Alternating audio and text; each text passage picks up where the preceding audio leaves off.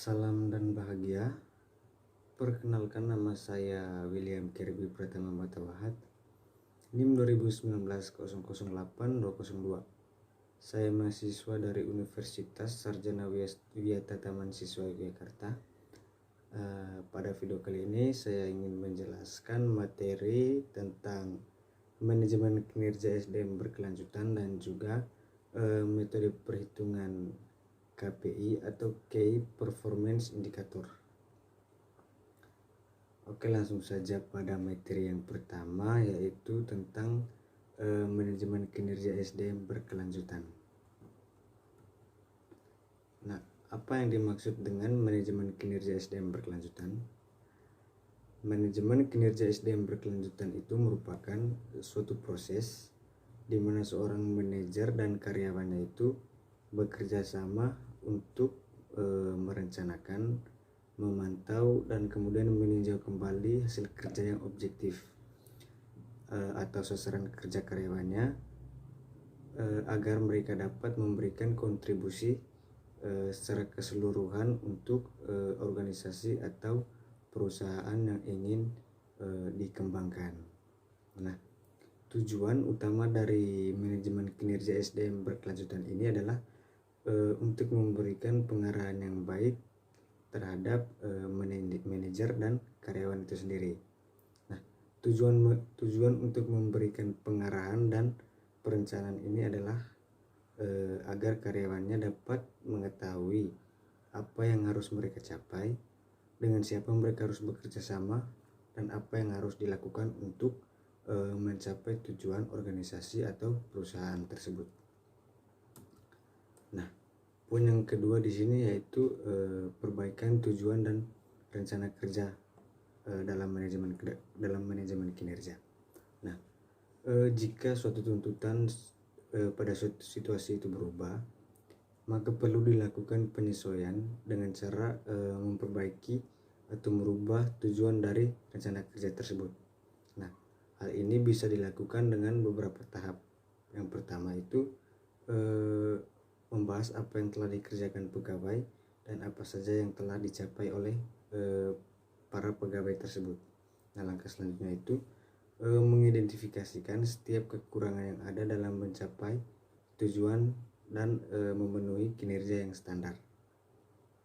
Nah, selanjutnya itu mencari jawaban mengenai kekurangan yang ada, kemudian menyetujui berbagai perubahan yang dibutuhkan pada kesepakatan tujuan dan rencana kerja sebagai tanggapan atas adanya perubahan lingkungan. Dan langkah yang terakhir yaitu menyetujui berbagai tindakan yang diperlukan baik oleh pegawai maupun manajer untuk meningkatkan kinerjanya masing-masing. Baiklah, di sini saya akan menjelaskan mengenai metode perhitungan KPI atau yang biasa disebut dengan Key Performance Indicator. Di sini saya menggunakan posisi sebagai supervisor maupun manajer. Yang pertama, untuk area kinerja utama, di sini saya memilih 3 area kinerja utama. Yang pertama itu ada pengaruh supervisor, yang kedua ada kualitas kepemimpinan, dan yang ketiga itu gaya kepemimpinan. Nah, dan untuk KPI-nya sendiri atau Key Performance Indicator-nya dari area kinerja yang utama, yang pertama yaitu pengaruh supervisor.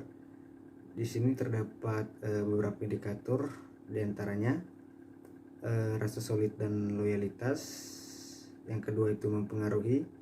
Yang ketiga itu feedback atau umpan balik. Yang keempat itu kontribusi. Yang kelima itu penghormatan profesional. Yang keenam ada daya tanggap karyawan. Dan yang ketujuh atau yang terakhir adalah empati. Nah,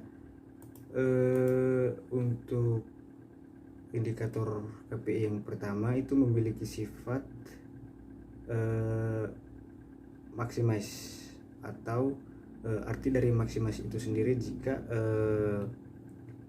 target yang ditentukannya itu semakin tinggi, maka sifatnya itu akan semakin bagus, atau biasa ditandai dengan tanda plus. Dan sebaliknya, jika target yang ditentukan itu semakin rendah, itu sifat KPI-nya sendiri akan menurun atau yang biasa ditandai dengan tanda minus. Nah, dan untuk indikator KPI yang pertama itu rasa solid dan loyalitas itu memiliki sifat KPI yang bagus atau maximize. Nah, dan untuk bobot KPI-nya sendiri di sini saya taruh 5. Dan selanjutnya itu targetnya itu sebesar 12 dengan satuan waktunya itu satuan jam.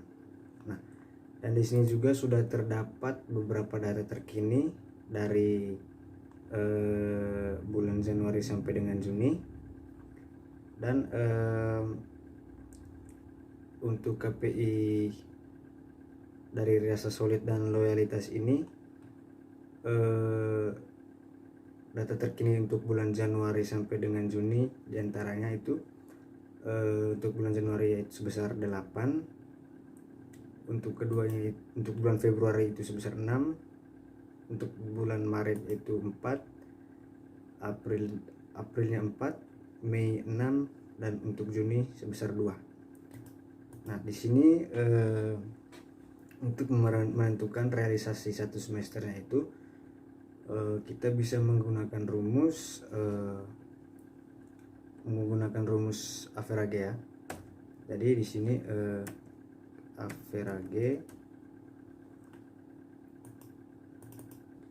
Average kemudian kita blok dari bulan Januari sampai dengan bulan Juni, lalu enter.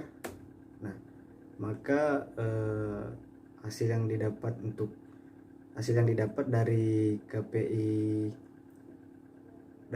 indikator rasa solid dan loyalitas ini dari bulan Januari sampai dengan Juni itu sebesar 5. Dan untuk menentukan realisasi selama satu semesternya juga kita bisa menggunakan cara gampangnya, yaitu kita bisa blok saja dari hasil yang telah kita cari sebelumnya itu sampai dengan yang terakhir.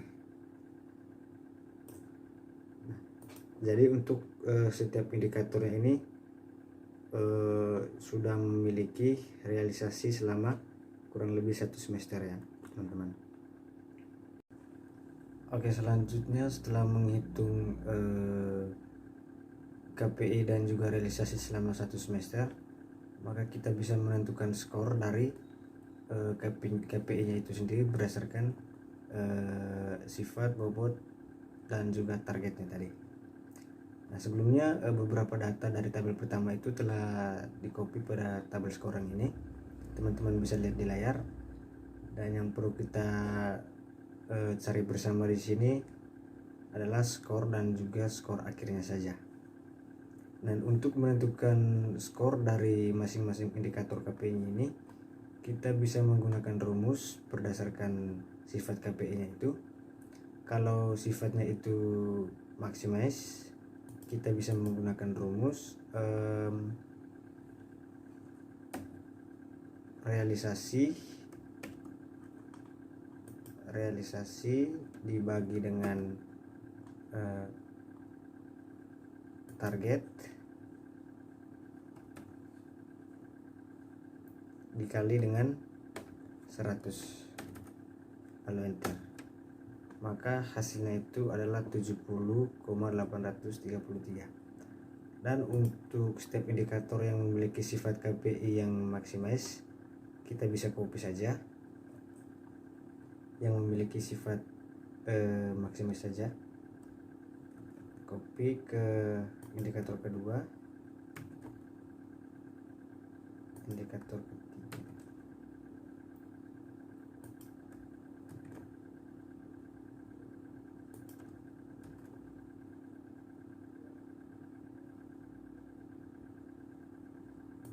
ini juga di copy,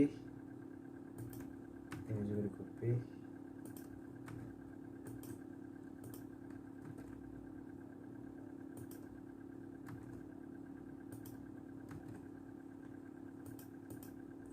Nah, selanjutnya untuk menentukan untuk menghitung skor akhir dari indikator yang memiliki sifat minimize ini, kita bisa menggunakan rumus dari kebalikan rumus maximize tadi, yaitu bobot KPI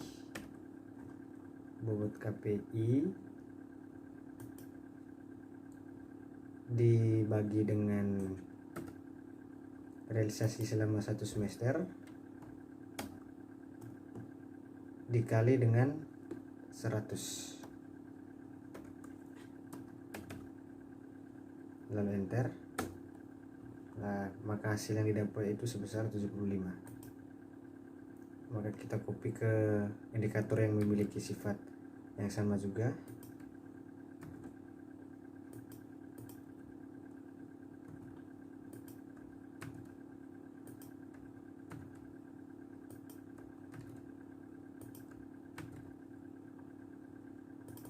Oke.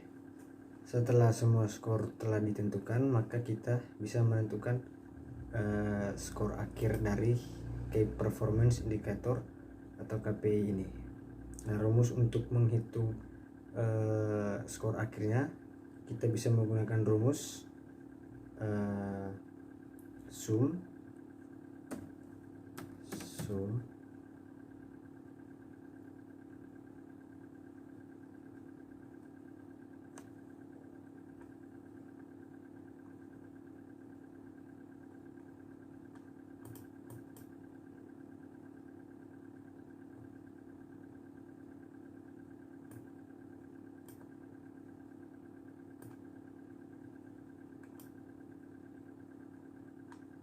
lalu enter.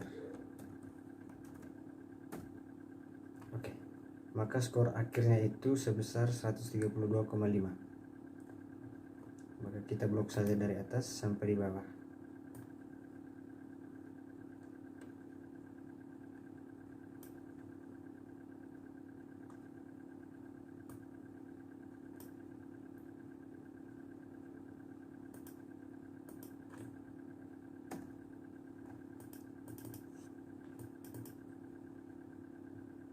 Oke, kira-kira begitu saja hasil perhitungan metode KPI nya. Kurang lebihnya saya mohon maaf. Terima kasih, salam.